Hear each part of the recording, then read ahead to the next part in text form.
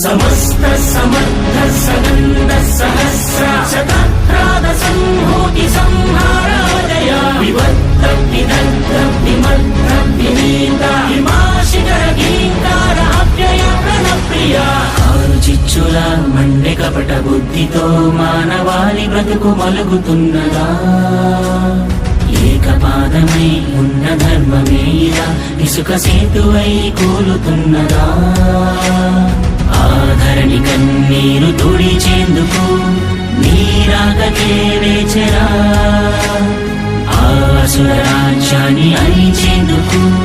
సాయాన్ని కోరిందిరా